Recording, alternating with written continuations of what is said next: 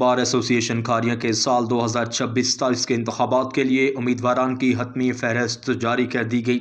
जारी करदा फहरिस्त के मुताबिक सदर के ओहदे के लिए चौधरी खालिद हुसैन एडवोकेट और चौधरी जाफर हुसैन एडवोकेट उम्मीदवार हैं, जबकि नैब सदर के ओहदे के लिए अब्दुलस्तार कुरैशी एडवोकेट और मिर्ज़ा शहजाद आलम एडवोकेट मैदान में हैं। जनरल सेक्रेटरी के ओहदे के लिए वकार अमजद एडवोकेट और मोहम्मद इमरान मुगल एडवोकेट उम्मीदवार हैं।